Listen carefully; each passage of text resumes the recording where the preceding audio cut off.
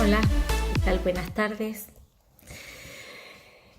Bien, el tema que nos ocupa es pandemia y sindicatura concursal. Mis primeras palabras, por supuesto, son de agradecimiento a Rubén Arena y a la Secretaría de Graduados por hacerme partícipe de este ciclo de charlas que van dirigidos a graduados y alumnos. Bueno, y el tema de hoy es pandemia, una mirada desde el síndico concursal. Este tema es muy delicado porque no sabemos a ciencia cierta qué es lo que va a pasar, no sabemos cuándo va a terminar, no sabemos qué extensión ni qué consecuencias va a tener, pero sí sabemos que se ha paralizado la economía, se ha paralizado la producción de bienes y servicios, no solamente en nuestro país, sino que también en el mundo, y que además todas estas medidas sanitarias de aislamientos y distanciamiento social que han implementado los distintos gobiernos en todas partes del mundo van a tener sin lugar a dudas un costo significativo. Vamos al panorama actual. ¿Qué es lo que está pasando? A partir de la situación generada por la pandemia de coronavirus, que si bien comenzó antes, pero oficialmente la Organización Mundial de la Salud la ha declarado el 11 de marzo de 2020 y precisamente declaró pandemia cuando el coronavirus alcanzó 110 países y se llevó la vida de casi 4.300 personas. Recién ahí en nuestro país se dispone el aislamiento social preventivo y obligatorio dispuesto por el Poder Ejecutivo de la Nación bajo un decreto de necesidad y urgencia, el 297 del 2020, que tuvo por objeto y finalidad la protección de la salud pública. Este COVID-19 es un fenómeno desconocido, dijimos que no es local, sino que es mundial. En materia económica se encuentran golpeadas muchas actividades. Podemos citar líneas aéreas australianas, Lufthansa, Air France, que le pidió al gobierno francés 7.000 millones de euros, Renault, que también pidió ayuda del Estado, cadena de ropa Meiderwear en Estados Unidos presentó su convocatoria de acreedores, empresas como Starbucks, como Burger King han cerrado muchas bocas de expendio. Y cuando hablamos de actividades, hay otros sectores muy golpeados. Tenemos lo que es turismo, hotelería, gastronomía, artesanos, todo lo que tiene que ver con el arte, cine, danzas, conciertos, teatros. Y todos estos, en forma directa o indirecta, generan empleo, ¿sí? Y hay mucha mano de obra que se ve involucrada en estas actividades. Por ejemplo, en el mes de abril no se ha producido en nuestro país un solo auto. Esto significa que los autopartistas, la industria de autopartes y los proveedores del acero también se encuentran parados. Y este parate económico va generando de alguna manera un efecto dominó. O sea, cuando una empresa no puede cumplir, va generando que las demás, intervinculadas con esta, tampoco puedan cumplir.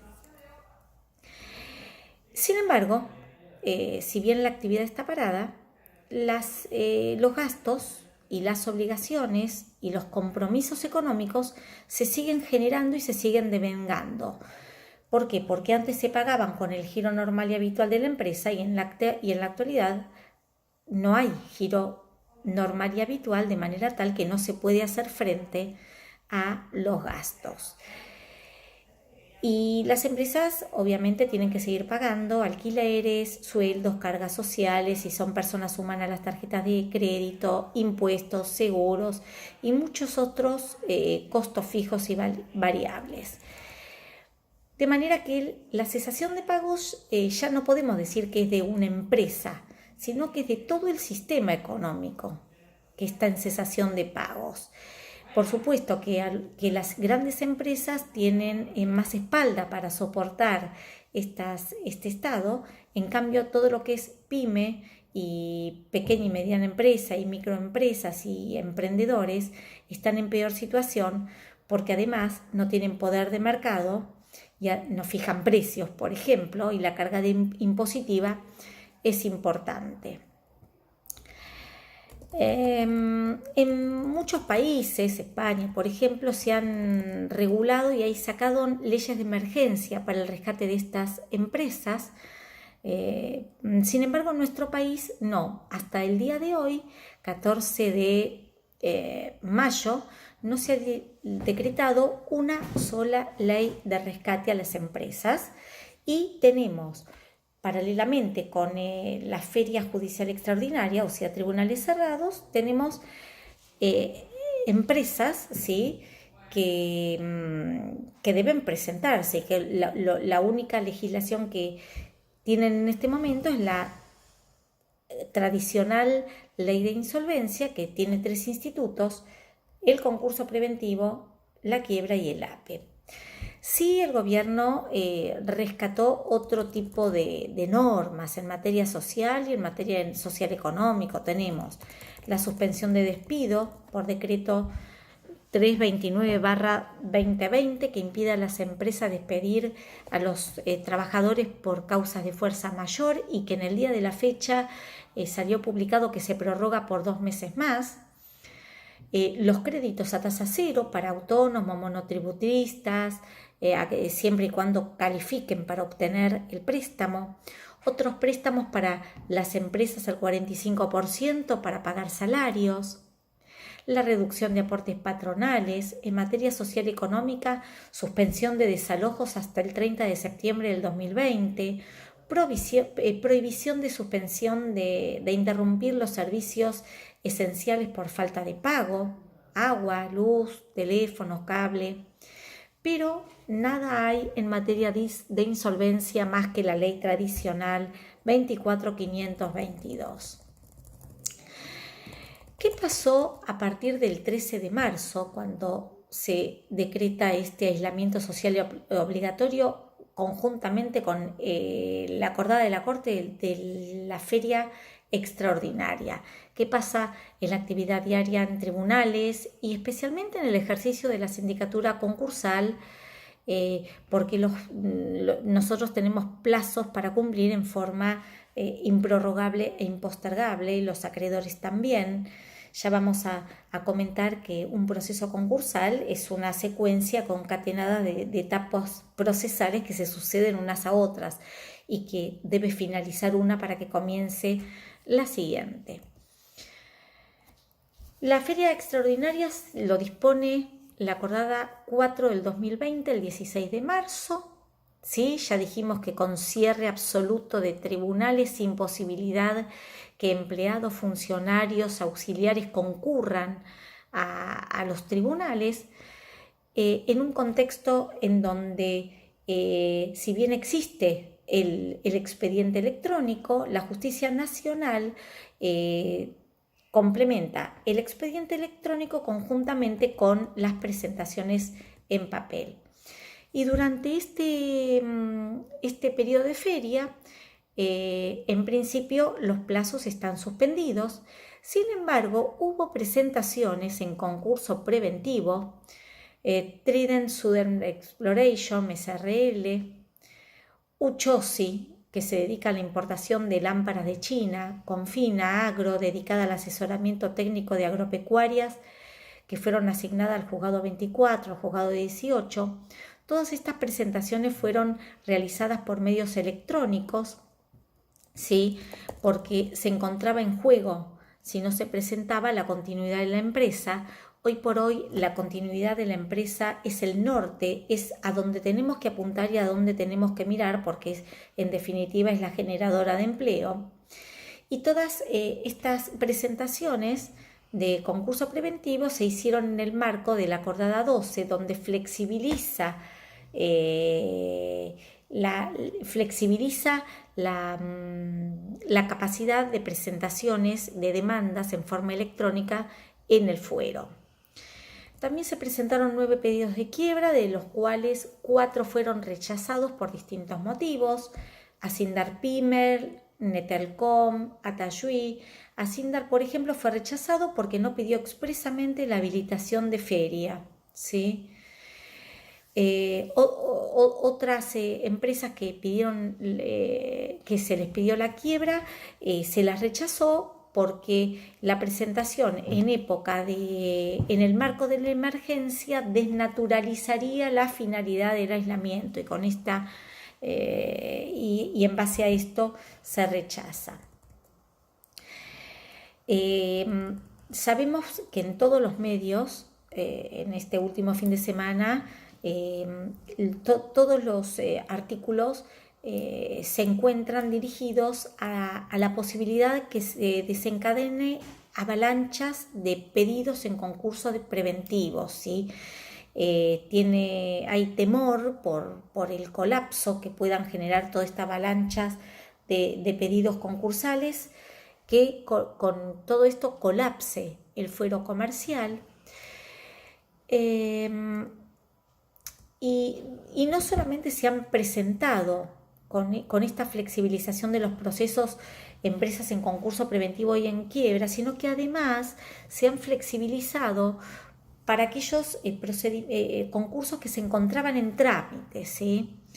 Por ejemplo, podemos citar Juzgado 5, Secretaría 20, Secretaría 10, el caso en Argama, en donde acá la concursada le vencía la fecha fijada del periodo de exclusividad para que acompañe las conformidades de los acreedores.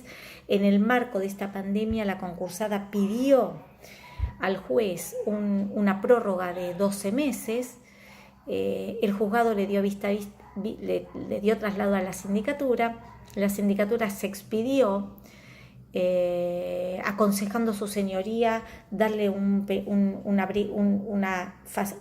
periodo de 6 meses para acompañar, a revisión a posteriori, y esto es lo que resolvió el juez en base a este en base a este consejo de la sindicatura. Hay otros, de manera tal que vemos que los magistrados están flexibilizando el procedimiento concursal. Otro caso que resolvió la recepción de la verificación de créditos en forma digital es en el caso Mario de Palo, proceso que transmite en el juzgado de Morón. Este dato lo facilitó la síndica de la quiebra, del concurso, la doctora Oso. Y bueno, ¿cómo se viene ahora el procedimiento, ¿sí?, de concurso preventivo con tribunales bajo feria extraordinaria? ¿Y qué va a pasar después de que finalice la pandemia? Bueno, ante la disposición del 16 de marzo, que ya dijimos que dispuso el cierre de los tribunales, inicialmente, ¿sí?, porque vimos que después se fue flexibilizando, todos los plazos en principio deberían correrse hasta que se reanude y finalice la feria extraordinaria y se reanuden los plazos procesales. Si nosotros pensamos en la flexibilización y en la apertura del fuero, sabemos que los profesionales del derecho, los síndicos, los empleados, los magistrales, estamos todos expuestos, ¿sí? Hay autores como el doctor Claudio Casadio Martínez, que escribió sobre cómo nos va a impactar en la vida diaria este aislamiento, cómo nos trastocó, ¿sí?, porque sabemos que están cerrados los colegios, las oficinas públicas, y obviamente todo esto impacta en el derecho concursal. ¿Y por qué? Porque todos los procesos tienen fechas, los que están en trámites, en fechas fijadas, y sabemos que en materia concursal las etapas se van sucediendo concatenadamente, ¿sí? Se cierra una y comienza otra. Por ejemplo, cronológicamente vienen los acreedores a pedir la verificación, y en la etapa posterior el síndico tiene que expedirse en el artículo 35, que es el informe individual de los acreedores, o con posterioridad y, mejor dicho, con posterioridad, la presentación del informe general. Entonces, si el periodo de verificación vence durante el periodo de aislamiento obligatorio, sin lugar a dudas, los acreedores no pueden apersonarse en la oficina del síndico a pedir la verificación, tampoco pueden ir a la oficina del abogado para que le redacte la insinuación que deberá presentar y de manera que, sin lugar a dudas, si durante este periodo obligatorio venció la fecha para verificar, deberá reprogramarse la fecha, ¿sí? Y notificar a los acreedores y a los interesados por carta o por edicto. Y el mismo criterio se debería seguir para todos los otros actos procesales. Por ejemplo, cuando vence el periodo de exclusividad, el deudor tiene que acompañar las conformidades al juzgado. Obviamente en esta etapa no lo pueden hacer. Y en épocas normales esto generaría o implicaría, si no pide una prórroga, el decreto de quiebra, pero en esta etapa deberá, sin lugar a dudas, prorrogarse la fecha. Otros juristas que se preocuparon por el tema, el doctor Dazo, puedo citar un artículo del doctor Lucas Aval del estudio Marvalo Farrell, que acá trata específicamente la problemática del síndico y relata además otros problemas que tiene en materia concursal. Por ejemplo, para presentar un concurso preventivo tenemos que acompañar el formulario 3003. El formulario 3003 se entrega en el Poder Judicial, en el Palacio de Justicia, en forma presencial y luego hay que ir en forma personal también a retirarlo. Bueno, y esto genera un riesgo y coloca a situación de riesgo no solamente a los profesionales que tienen que ir y trasladarse en la calle, además de tocar el papel, que si hay algún germen, el formulario no sabemos cuánto tiempo en el soporte papel vive el coronavirus, de manera tal que pone en riesgo en materia de salud. Y siempre pensando en soluciones, ¿sí? Una posibilidad, por ejemplo, es que el deudor traiga las conformidades al expediente. Puede hacerse por vía digital. El Colegio de Escribanos redactó un reglamento unificado de actuación notarial digital y reglamentó la certificación de firmas hológrafas con reproducciones, de manera tal que puede certificar en forma electrónica. Y esto es lo que se puede acompañar al juzgado conjuntamente con la conformidad. Digamos que de una manera u otra todo se está encaminando a que sea el expediente electrónico total, digital, con informatización del proceso. Vamos ahora a algunas propuestas en materia de informatización del periodo de verificación. El doctor Lucas, que he citado, propone, por ejemplo, que el pedido de verificación podría ser modificando la plataforma del Poder Judicial de la Nación. Cuando uno ingresa, al lado hay un link que es para causas y otra para notificaciones. Bueno, que al lado haya un buzón exclusivamente con acceso a la sindicatura que diga verificación de créditos, ¿sí? Y ahí se pueden cargar, los acreedores podrían cargar todos los pedidos de verificación y, en cuanto al arancel, transferir a una cuenta judicial el pago del arancel del artículo 32 y luego la sindicatura pedir giro a su cuenta de esta suma o directamente la transferencia al CBU de la sindicatura. Propone otras opciones, además de este buzón en el portal, la creación como alternativas, la creación de un incidente y en este incidente cargar los pedidos de verificación de todos los acreedores, ¿sí? Con la misma solución en cuanto al pago del arancel del artículo 32.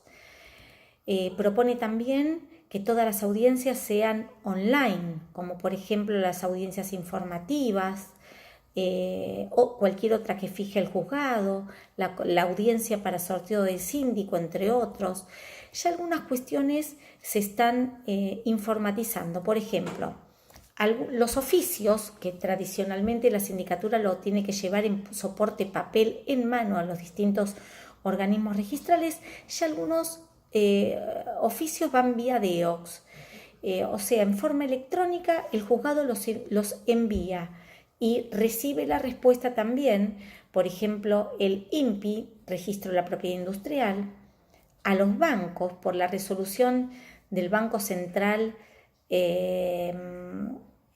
a través de la comunicación 6976, implementó la posibilidad de recibir en forma electrónica los oficios que envían los tribunales por el sistema DEOX. Lo que requiere es que esto se envíe desde la casilla oficial del juzgado federal, o también el registro civil, es una institución que con firma digital manda los informes y se pueden mandar oficios en forma electrónica. Frente a todo esto, el Colegio de Abogados está realizando presentaciones en la Corte Suprema de Justicia de la Nación, solicitando precisamente el levantamiento de la Feria Judicial Extraordinaria que fue dispuesta por la Acordada 6, porque si bien en principio celebró, ¿sí?, esta feria, luego con el avance de la digitalización, la flexibilización de los procedimientos, el poder entregar demandas en principio vía electrónica, digamos que como solamente se deben complementar en formato digital para acreditar la autenticidad en el caso que el juez lo requiera, ya no tendría sentido continuar con esta feria extraordinaria. Y en este pedido de cese de feria extraordinaria también sugiere una serie de protocolos para cuidar a los profesionales que trabajan en el Poder Judicial y a los matriculados abogados. Sugiere un protocolo que tiene que ver con colocar plásticos de aislamiento en las mesas de entrada para separar a los profesionales de los empleados en las mesas, o sugiere también turnos rotativos, que los juzgados pares atiendan unos días, los impares otros días, rotación de horarios, ¿sí?, en turnos. Bueno, son sugerencias. Y dentro de este marco de sugerencias, también la doctora Turco, que es integrante de la Comisión de Actuación Profesional en Procesos Concursales del Consejo Profesional de Ciencias Económicas de la Ciudad de Buenos Aires, realizó un protocolo para los síndicos para la recepción de los pedidos de verificación, que tiene que ver con el envío electrónico de documentación. Propone la doctora Turco, y que ya ha sido elevada a las autoridades para la presentación, propone que el pedido de verificación sea en forma electrónica, ¿sí?, en formato PDF, con firma autenticada. Si la presentación la hace con patrocinio letrado, los abogados tienen firmas en el Colegio de Abogados, y si no, pueden utilizar el sistema de autenticación gratuita que ofrece el gobierno a través del Ministerio de Modernización de la Nación para todos los ciudadanos, con una transferencia electrónica del arancel del artículo 32 CLSQ, y en el supuesto caso que la sindicatura requiera tener a la vista los originales, consensuando a través de la casilla de email que seguramente va a constar en los edictos y en la carta dirigida a los acreedores, para que combinen con la sindicatura día y hora de entrega de la documentación original, la que se colocará en una bolsa plástica, se rociará con los artículos correspondientes, y a las 72 horas el síndico podrá proceder a la abertura de esas bolsas y de esas bolsas plásticas, compulsar la documentación y, en todo caso, por el mismo medio volver a tener una citación al acreedor para que venga a retirar los originales que haya dejado. Unas pequeñas reflexiones en relación a cómo van a continuar estos procesos ante este panorama y qué es lo que se está sugiriendo y proponiendo, ¿sí?, en materia de rescate de empresas grandes y chicas y medianas para sobrellevar este estado de insolvencia. Todos los juristas están proponiendo y todos los proyectos de ley se encaminan en que este salvataje sea rápido, económico, ágil, flexible y plástico, que se realice en el menor tiempo posible. Todos se basan en el principio de la buena fe. Siempre se sugiere, y en esto los contadores podemos intervenir, en realizar acuerdos extrajudiciales, porque sabemos que todo lo que tramita en la jurisdicción judicial son procesos que llevan un costo adicional. En cambio, si se hace de manera extrajudicial, y acá los contadores podemos intervenir acercando a las partes, ¿sí?, para que se renegocien las deudas o los compromisos asumidos. En el año 2002, aquellas situaciones que no se podían resolver entre partes, los jueces apelaban y se implementó ahí la doctrina del esfuerzo, la doctrina del esfuerzo compartido, para que uno no se perjudique terriblemente y otra parte se beneficie desproporcionadamente, ¿sí?, porque las condiciones que en el momento que han pactado las partes, obviamente después de la pandemia, por situaciones ajenas a todas, se han desvirtuado, de manera que necesariamente se necesitan repactar y que se aplique la doctrina del esfuerzo compartido. Si es extrajudicial, mejor, y si no, tendrán que apelar al fuero correspondiente para resolver todo tipo de conflictos. Siempre las empresas pueden utilizar herramientas del Código Civil y Comercial de la Nación, como por ejemplo el fuerza mayor o caso fortuito, ¿sí? Se pueden siempre invocar para eximir de responsabilidad en el caso de que el incumplimiento no esté tan penado económicamente. Bueno, y por último, y con esto cierro, quiero reiterar que como profesionales, como síndicos y como ciudadanos, siempre tenemos que mirar el norte en este momento. Hay que tratar de, por todos los medios, tratar de salvar a las empresas económicamente para que superen el estado de insolvencia. Y nunca perder de vista que las empresas son las que generan empleo, ¿sí?, y además son las que contribuyen a través de sus impuestos para que el Estado también pueda seguir continuando con su función, que en este momento el rol del Estado es importantísimo porque tiene una función además social y de ayuda económica que es fuera de lo común. Bueno, muchas gracias.